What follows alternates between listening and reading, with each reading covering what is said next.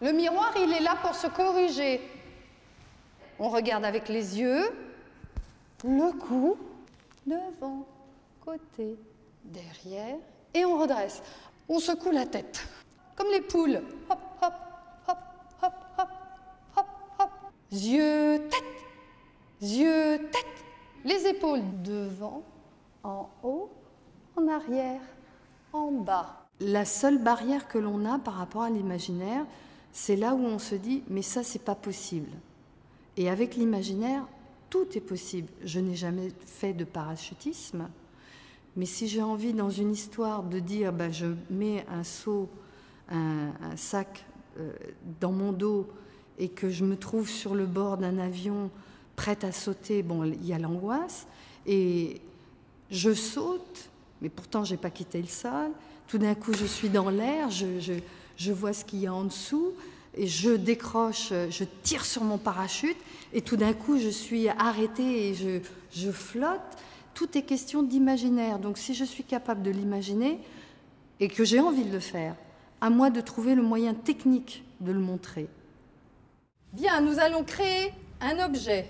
Un verre, on soulève. Une bouteille, on soulève. Avec le buste, on soulève aussi. Et on verse. Alors, essayez de ne pas être raide sur les jambes, mais de donner un petit mouvement avec le corps. Surtout d'avoir le verre en dessous. Hop. Et ça se remplit en dessous. Voilà. Hop. Et on goûte. Alors, c'est comment? On ajoute du sentiment. Pas mal. Ouais. On doit d'abord passer par la technique à fond, Poser. à fond. Lâcher. Imaginer un mur, c'est pas seulement l'imaginer, c'est le mur, il existe dans notre imaginaire bien sûr, mais si on veut le faire exister, il faut qu'on le fasse exister dans son propre corps. Parce que si on avance la main, il n'y a pas d'arrêt. Si on arrête la main, on peut penser qu'il y a un mur, mais il faut que ma main, elle soit le mur. Et elle devienne le mur. Donc j'ai une tension dans les mains, dans les bras, une liberté dans le corps parce qu'il faut que je puisse bouger, mais il faut que le mur, il existe. C'est-à-dire que la tension musculaire que j'ai dans les mains et dans les avant-bras, elle est aussi solide que le mur.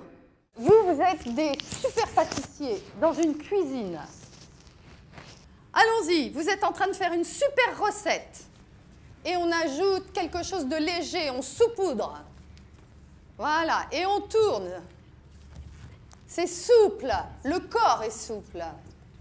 Allez, on rajoute un ingrédient. Voilà, et ça devient dur. Carré, utilisez le carré. Allez, on a du mal là. Attention, il y a une mouche. Ah, où ça? Petit cercle avec le nez, elle s'arrête en haut.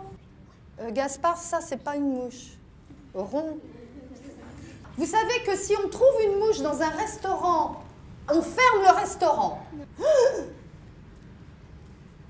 Et le corps change, le corps devient monstrueux. On a le droit d'arrondir le dos, on a le droit d'être laid. Attention, on tape, on l'a eu. Ouais! Allez, on va pouvoir aller montrer notre recette dans la salle de restaurant. Quand on a envie d'étrangler quelqu'un, c'est... Et ça sert aussi dans le centre du corps. Est-ce que vous pouvez être en colère sans taper du pied?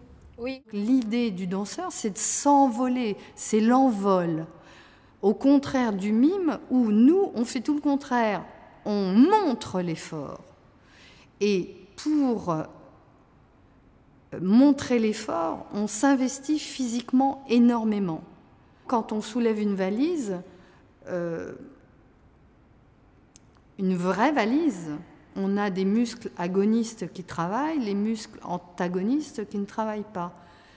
Quand on soulève une fausse valise, les muscles agonistes et antagonistes fonctionnent. C'est pour ça que c'est assez fatigant de soulever une fausse valise. Ah, là, j'ai le personnage.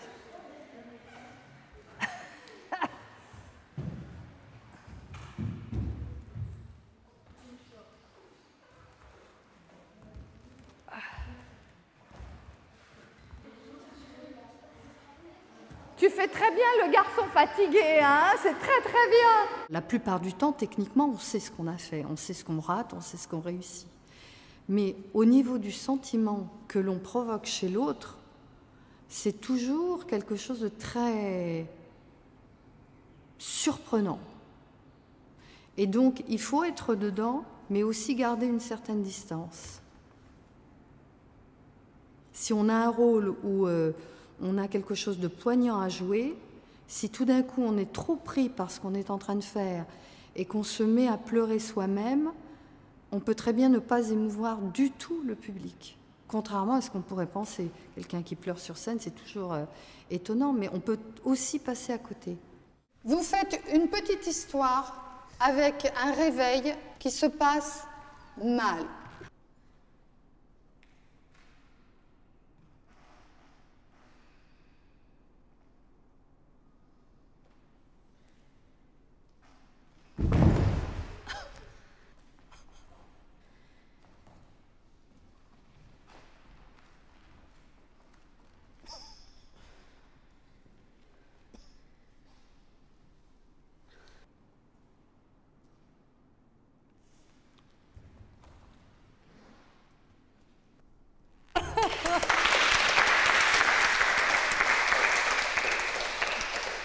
L'imaginaire se travaille et ça se construit.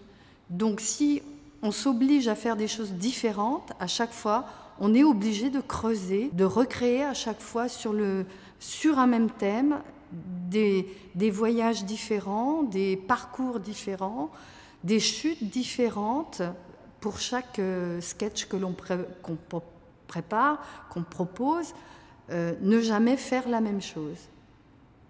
C'est ce qui vous ouvre les portes de l'imaginaire.